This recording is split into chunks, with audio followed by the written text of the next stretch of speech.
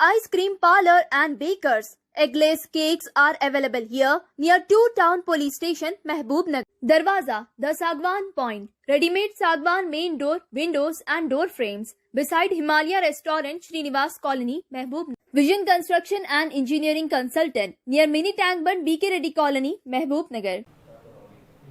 देखिए, जो प्रॉपर्टी वक्फ हो चुकी है और उसका गजेट भी इशू हो चुका है, या अगर नहीं भी हुआ है तो सुप्रीम कोर्ट ने का जजमेंट है कि waqf by user also is a waqf property. Number 1 point. दूसरा ये है कि आप ये सर्वे क्यों कर रहे हैं भाई? आप ये सर्वे करके जो 1989 के बाद जो प्रॉपर्टीज को वक्फ कर दिया गया है, उन प्रॉपर्टीज को आप लेने का आपका प्रेस नोट में आप वो जो आपका ऑर्डर है वो कह रहे हैं। सबसे पहली बात तो ये है कि ये ऑर्डर इलीगल है, इसको यूपी सरकार फौरन विड्रॉ करना चाहिए। और क्यों इलीगल है? अगर वक्फ प्रॉपर्टी वहां पर इस्तेमाल हो रही है, वक्फ है, तो आप कैसा गवर्नमेंट ले सकती है उसको? गवर्नमेंट को चाहिए कि section 83 of central Waqf act पढ़ें।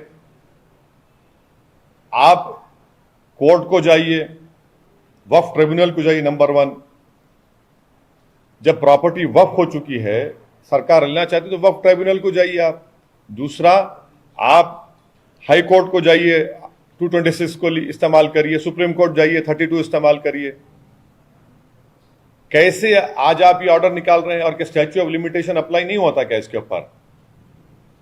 आप सर्वे करने का मकसद क्या है? वक्फ प्रॉपर्टीज को आप छीनना चाह रहे, ये आपका असल इंटेंशन है। तो इमीडिएटली आप इस ऑर्डर को विड्रॉ करना चाहिए यूपी सरकार को, योगी सरकार को। और आपका इंटेंशन ये है कि वक्फ प्रॉपर्टीज को छीन लिया जाए।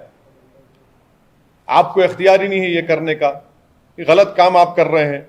स्टैच्यू ऑफ लिमिटेशन अप्लाई होता। और एक चीज देखिए, आप इसमें जो आप कह रहे हैं कि हम मालूम करेंगे, क्या मालूम करेंगे भाई? आप सिर्फ वक्फ प्रॉपर्टीज को क्यों मालूम कर रहे हैं? आप हिंदू एंडोमेंट बोर्ड के प्रॉपर्टी से उसका भी तो इंक्वायरी करिए ना, सर्वे करिए कि उसमें क्या हाल हो रहा है।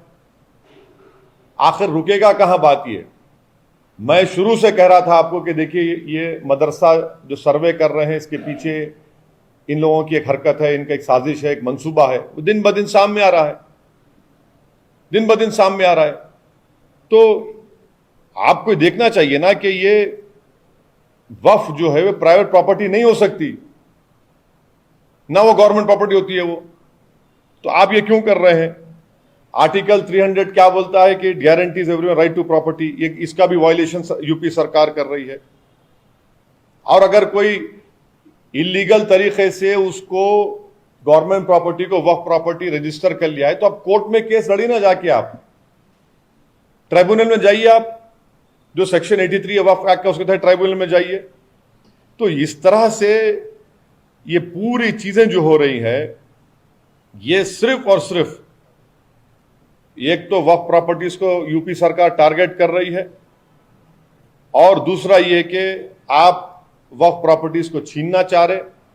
तीसरा ये है कि आपका सुन्नी वक्फ बोर्ड है, शिया वक्फ बोर्ड है, अगर वक्फ प्रॉपर्टीज पर कोई एनक्रोच करा है तो आप उनसे बुलाकर पूछिए, वो आपको दे देंगे। क्या वक्फ प्रॉपर्टीज पर सरकार का कब्जा नहीं है तो आप खाली करिए उसको।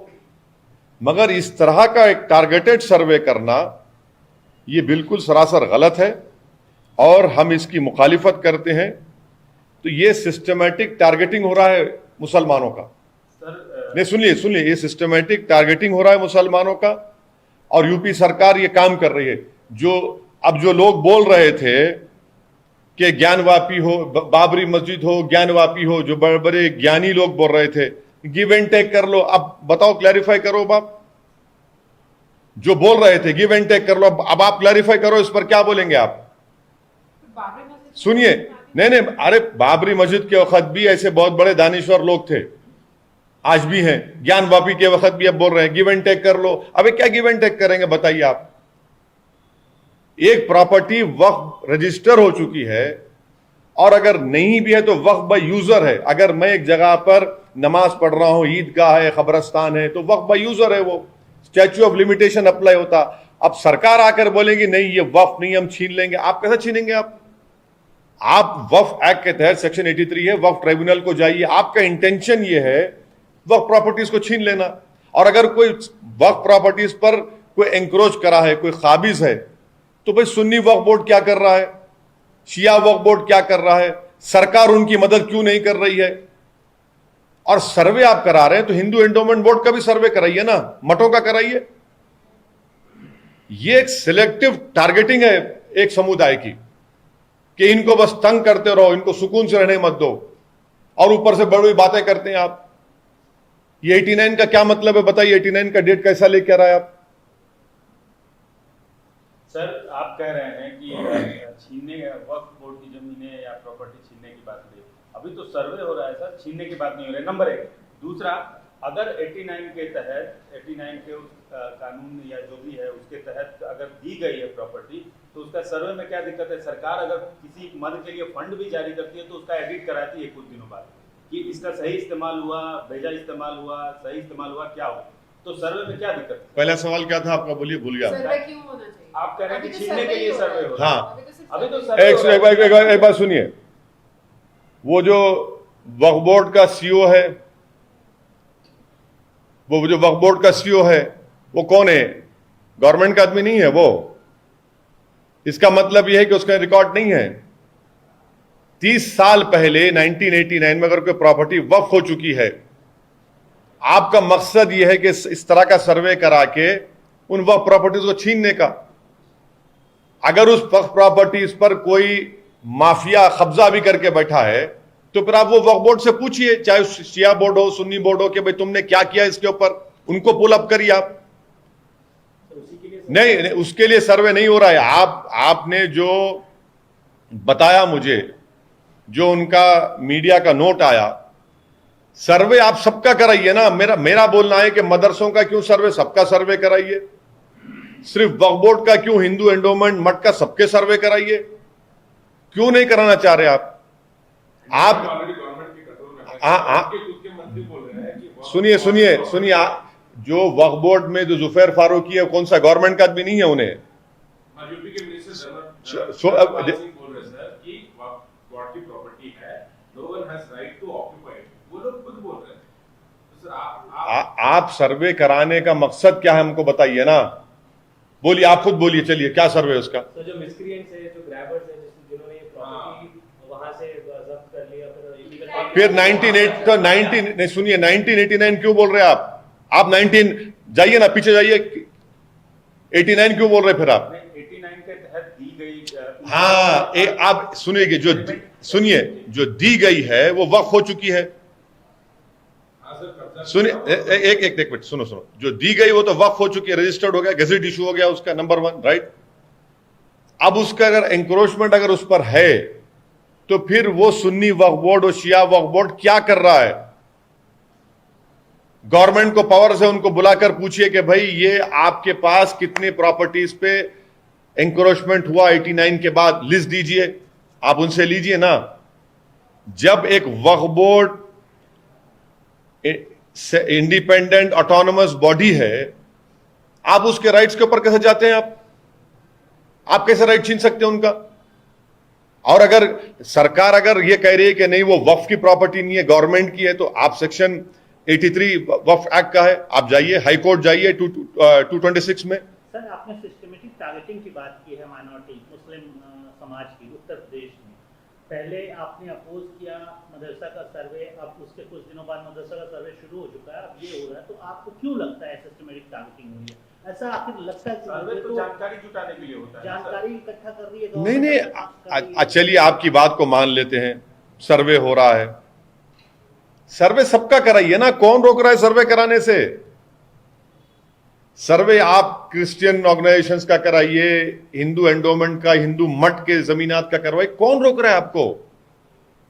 और हम आपसे कह रहे हैं कि 89 के बाद जो प्रॉपर्टीज वक्फ में रजिस्टर हो चुकी है, जो जहां पर वक्फ के वाकिफ के मंशे के मुताबिक उसका इस्तेमाल हो रहा है, तो आपका इंटेंशन सरकार का है कि वह प्रॉपर्टी छीन ले वक्फ बोर्ड से। आपको लगता है कि इससे और ज्यादा कंट्रोवर्सी शुरू होगी, विवाद होगा? सुनिए, मल्टीपल क्लेम्स आएंगे। मेरा बोलना है कि क्या सुन्नी वक्फ बोर्ड नहीं है, क्या शिया वक्फ बोर्ड नहीं है? आपने उनसे पूछा कि कितने प्रॉपर्टीज पर एंक्रोचमेंट हुआ है? सर यही एक सुनो, आपने उनसे क्यों नहीं पूछा? उसमें सुन्नी वक्फ बोर्ड में तो उत्तर प्रदेश सरकार का आदमी बैठा हुआ है, उनसे पूछा आपने?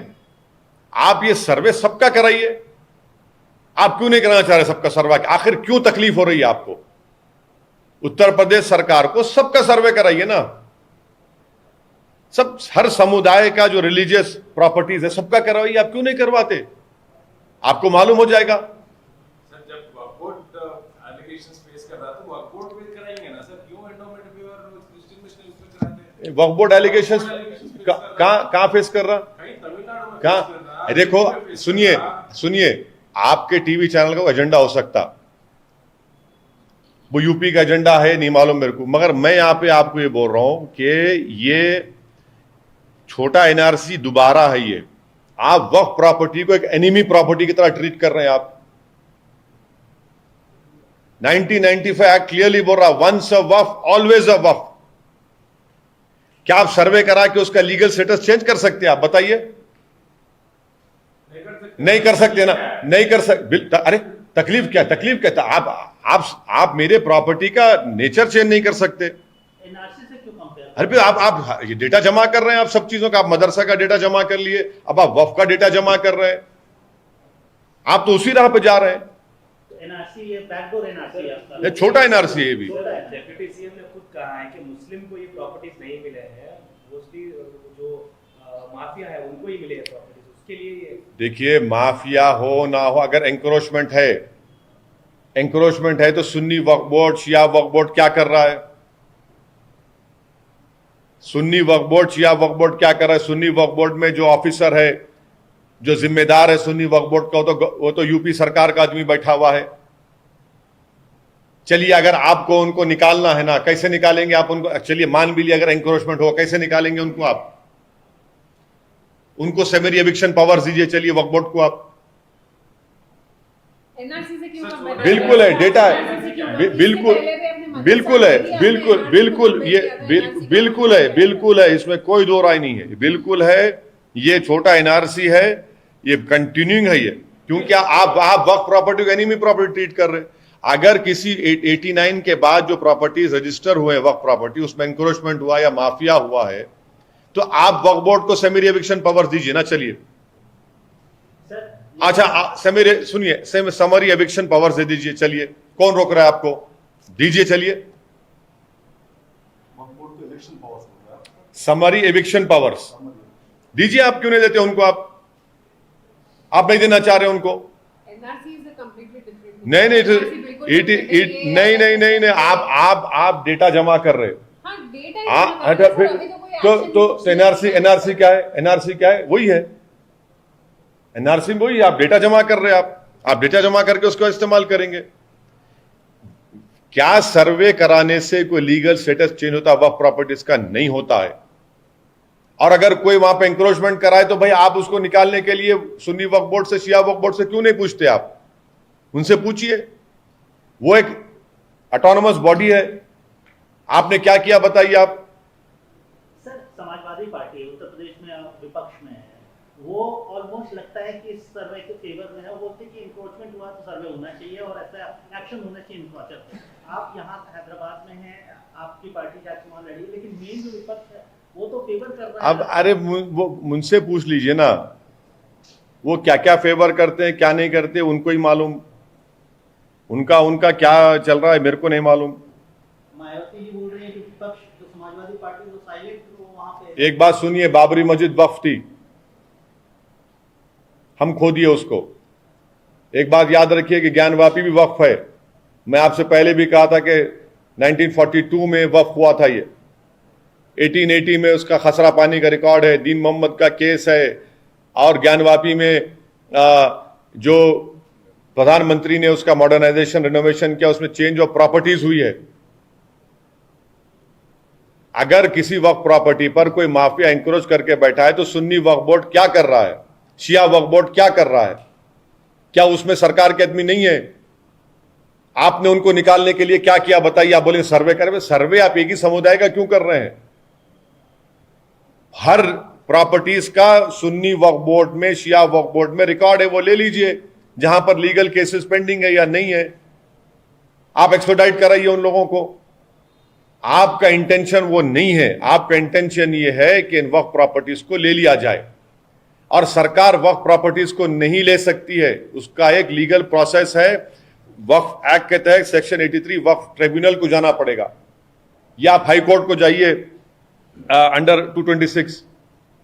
कैसा करेंगे? और वक्फ बाय यूजर वक्फ है, लीगल, उसका लीगल स्टेटस चेंज ही नहीं हो सकता। आप सर वक्त सर्वे का विरोध कर रहे हैं, हिजाब पे अभी सुप्रीम कोर्ट में सुनवाई चल रही है, हिजाब पे भी आपका वक्त जो है काफी स्ट्रांग है, आप फेवर में है हिजाब के।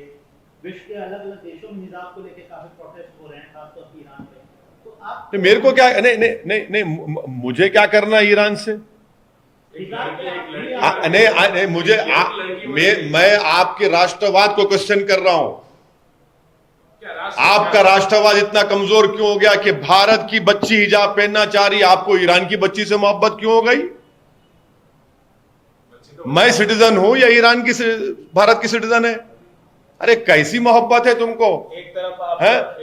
अरे आपको, आप लोगों को मोहब्बत होनी चाहिए भारत के नागरिकों से, उनके फंडामेंटल राइट से, मगर आपको ईरान की फिक्र है, ईरान की फिक्र है।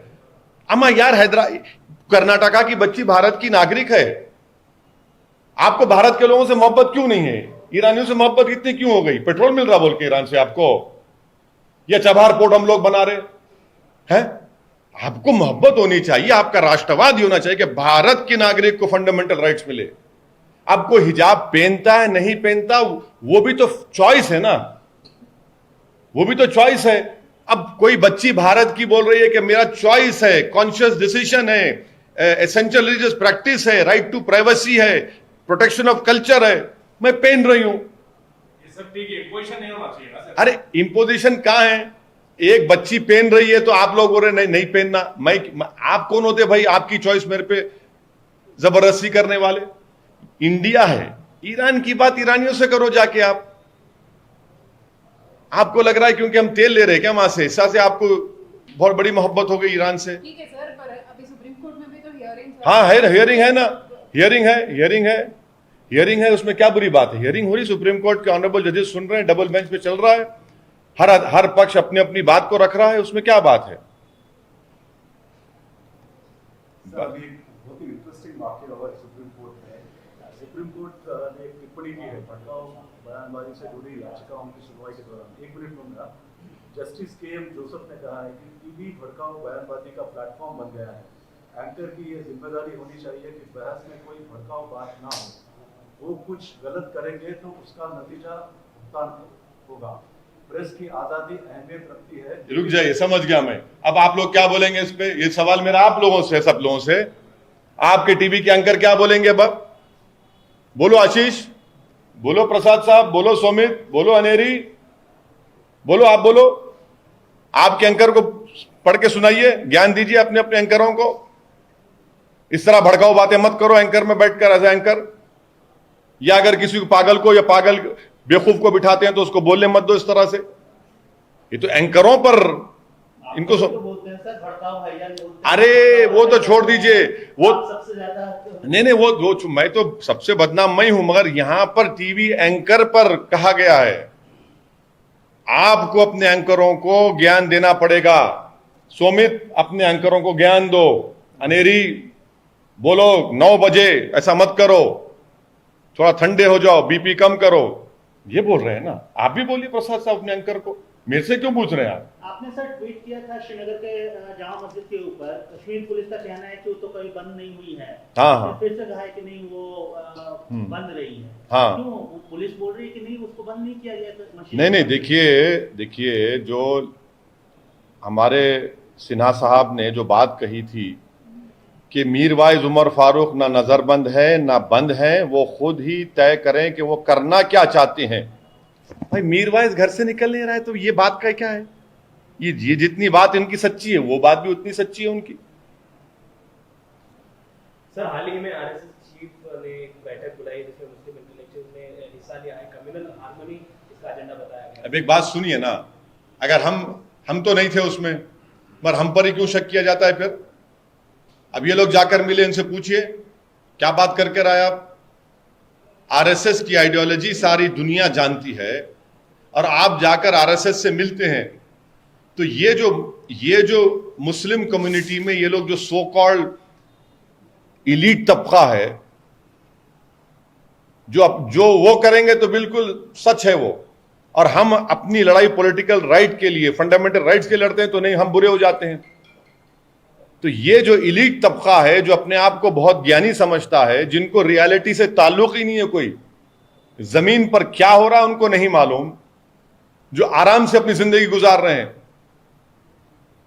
और आप जाकर मिलते हैं आरएसएस के चीफ से। ठीक है, आपका डेमोक्रेटिक राइट है, मैं क्वेश्चन नहीं कर रहा हूं, मगर आपको तो कोई राइट नहीं है क्वेश्चन करने का हमको। फिर कर्नाटक के स्कूलों में सर हिजाब पे बैन लग गया, लेकिन सरकार ये सोच रही है कि वहां पर भागवत गीता को इंट्रोड्यूस किया जाए स्कूल में। इसको कैसे देखते हैं? देखिए, आपको संविधान की आर्टिकल 28 को देखना पड़ेगा। संविधान के आर्टिकल 28 1 और 2 ये कहता है कि रिलीजियस इंस्ट्रक्शन गवर्नमेंट और एडेड स्कूल्स में नहीं पढ़ाया जा सकता। ये संविधान का फंडामेंटल राइट का, ये बेसिक स्ट्रक्चर का हिस्सा है। आप कैसे पढ़ा सकते हैं?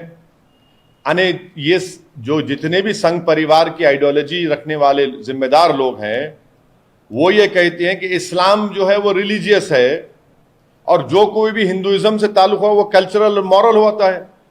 अरे भाई, रिलीजियस टेक्स्ट तो सब है ना, गीता भी रिलीजियस टेक्स्ट है, कुरान भी रिलीजियस टेक्स्ट है, बाइबल भी रिलीजियस टेक्स्ट है, गुरु ग्रंथ साहिब भी रिलीजियस टेक्स्ट है। ये कैसे होता है बताइए? और आप ये कह रहे हैं, क्यों कह रहे हैं कि नहीं इसमें हम even during freedom movement people got freedom from Gita. अरे भाई, सन 57 की जंग आजादी तो उलमाओं ने कुरान और सुन्नत के ऊपर फतवा दिया था। ये कैसे होता है कि इस्लाम की बात आएगी तो नहीं ये रिलीजियस है, और दूसरे हिंदुइज्म की बात आएगी तो आप बोलेंगे नहीं कल्चरल मॉरल है? और सबसे बड़ी छोड़ दी हिंदुइज्म, इस्लाम छोड़ दीजिए। आर्टिकल 28 1 और 1 क्या कहता है, देख लीजिए आर्टिकल 28। क्या किसी भी रिलीजियस इंस्ट्रक्शन को गवर्नमेंट या उसके एडेड स्कूल में नहीं पढ़ाया जा सकता? ये साफ है, आप उसका वायलेशन कर रहे हैं खुला खुला। सर, तेलंगाना बीजेपी के चीफ हैं पंडित संजय, उन्होंने सरकार पर आरोप लगाया है कि सरकार एमआईएम की मदद से यहाँ पीएफआई को प्रश्रय दे रही है। अरे छोड़ दीजिए ना, वो बेचारा बकते रहता है कुछ ना कुछ, छोड़ दीजिए बेचारे को। उसको बेचारा वो बेबहरा हो चुका है, समझ में नहीं आ रहा उसको कि क्या करें, जमीन मिल ही नहीं रही है। बहुत सारी गिरफ्तारियां हुई सर। नहीं, वो सुनिए, गिरफ्तारियां हुई नहीं हुई वो कोर्ट तय करेगा, वो क्या है सच है वो अलग बात है, मगर इसको लाके एमआईएम से जोड़ देना। अरे भाई, तुम्हारे यात्रा में भीड़ नहीं आ रही तो उसका जिम्मेदार मैं थोड़ी हूं। तुम्हारी यात्रा में भीड़ ही नहीं आ रही, तुम पकड़ के ला रहे लोगों को, आ जाओ, ये वो अब उसमें लाके आप उसको टर्न कर दे रहे हैं। तो ये आप करिए, जो करना है करो आपको, मगर तेलंगाना में इंशाल्लाह आपकी जमीन आप नहीं पकड़ पाएंगे। उन्होंने मुख्यमंत्री को चंद्रशेखर रिजवी तो क्या अगर मैं अमित शाह, नरेंद्र मोदी और जेपी नड्डा के बारे में ऐसा ट्विस्ट करके कुछ बोलूं, अच्छा लगेगा क्या? अच्छा लगेगा क्या? बताइए। आपको दिक्कत नहीं, सुनिए, दिक्कत का नहीं है। अगर मैं आपका नाम चेंज करके लगा दूं, आपका नाम जो है इतना अच्छा प्यारा नाम है आपका माशाल्लाह, उसको चेंज कर दूं। केसीआर का नाम कासिम। नहीं, सुनिए, देखिए, अगर क्या उनके मुंह में जबान है, दूसरों के मुंह में जबान नहीं है क्या? उनको सोचना चाहिए कि अगर वो एक प्रदेश के मुख्यमंत्री के बारे में इस तरह से घटिया अल्फाज और जबान इस्तेमाल कर रहे हैं, तो वो तो उनकी मानसिकता को दिखा रहा है। उनके पास कुछ बचा ही नहीं सिवाय इसके कि गाली बस। वो उनकी मानसिकता होगी। आप क्रिटिसाइज करिए सरकार को, खुल के करिए। नेवल चीफ का कहना है सर कि China remains a formidable challenge and has increased it's presence not only along our land borders but also in the maritime domain. ये इनको चाहिए कि प्रधानमंत्री पढ़ ले ये बयान। नेवल चीफ अगर कह रहा है तो प्रधानमंत्री को पढ़ना चाहिए, इसका गौर करना चाहिए। लद्दाख तो यूनियन टेरिटरी है ना, वो तो केंद्र सरकार के तहत ही। वहां का एक कॉरपोरेटर बोल रहा है कि हम जो हॉट स्प्रिंग से चीन और भारत की फौज जो पीछे हटी है, हम पीछे नहीं हटे हैं, चीन पीछे नहीं हटा, बल्कि हमने बफर जोन क्रिएट कर दिया है। ऐसा बफर जोन क्रिएट किया गया है जहां पर हम जा ही नहीं सकते, जहां पर भारत की फौज पेट्रोलिंग करती थी। हमने जमीन चीन को दे दी बफर जोन के नाम पर। लद्दाख का कॉरपोरेटर यूनियन टेरिटरी जो केंद्र सरकार के, वो कह रहा है कि हम तो जमीन छोड़ दिए चीन को, पेट्रोलिंग नहीं कर सकते वहां पर हम लोग। हम पुकार कर कह रहे हैं कि देखिए चीन से खतरा हमको, चीन हमारी जमीन पर कब्जा करके बैठा है। चीन उस जमीन पर 10 किलोमीटर घुस गया। हम 5 गांव खो चुके हैं जहां पर हम हमारे नोमैड्स जो है वो ग्रेजिंग करते थे विंटर में, हम वहां नहीं ग्रेजिंग कर सकते। डेमचौक डेमसांग को हम भूल चुके हैं। बिल्कुल, ये तो प्रधानमंत्री की सरकार को बोलना चाहिए चीन के बारे में, बोलते ही नहीं है चीन के बारे में। और कितना ट्रेड इंबैलेंस है चीन से, देखिए हमारी जमीन पर चीन कब्जा करके बैठा हो, ट्रेड इंबैलेंस भी चल रहा है। Okay sir. एससीओ में सर प्रधानमंत्री विजिट को कैसे देखते हैं? एससीओ आपको फूट लगा प्रधानमंत्री की? अरे जमीन पे कब्जा करके चीन बैठा हुआ है, आप खड़े रह के फोटो ले रहे हो उनसे? बताइए आप। डेमचौक डेमसांग में चीन कब्जा करके बैठा है, हम बफर जोन क्रिएट कर दिए। कैसे बफर जोन क्रिएट किया गया बताइए? जिस जगह पर हम पेट्रोलिंग करते थे वहां पेट्रोलिंग नहीं कर सक रहे हैं, कैसे बफर जोन क्रिएट किया गया? ये मैं नहीं कह रहा हूं, लद्दाख का कॉरपोरेटर कह रहा है, वो कह रहा है। तो सरकार खामोश बैठी हुई है। बिल्कुल अफसोसनाक बात है, तकलीफ होती है हमको। आप देश को बेवकूफ बना रहे हैं मोदी सरकार। क्या हमारे कान में फूल है, दिख नहीं रहा है सबको? क्या कर रहे हैं मोदी सरकार? कौन सा राष्ट्रवाद है मोदी सरकार का? इस पर तो बात ही नहीं होती। अब आप लोग रात में 9 बजे शुरू हो जाएंगे, ओएसी ने एक वफ की सर्वे। अरे चीन पर बात करिए ना, बुलाइए, बुलाकर पूछिए लोगों को बीजेपी के, भाई ये क्या है? कॉरपोरेटर लद्दाख का कह रहा है कि हम बफर जोन क्रिएट करने से हम उस जगह पर पेट्रोलिंग नहीं कर पा रहे हैं। अरे हमारी जमीन है भाई। मैं आपको बताया था डिसएंगेजमेंट और दूसरे के माने क्या होते हैं, आप लोग समझ नहीं रहे उस बात को।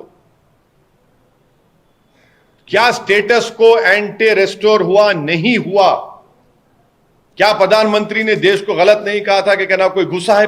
गुस्सा है तो ही तो बफर जोन बन गया ना। अभी जिस जगह पर मैं पेट्रोलिंग करता था, जो जगह मेरी थी, देश की थी, आज हम वहां पर पेट्रोलिंग भी नहीं कर पा रहे। इससे बड़ा धोखा क्या हो सकता है देश को, बताइए आप। Thank you.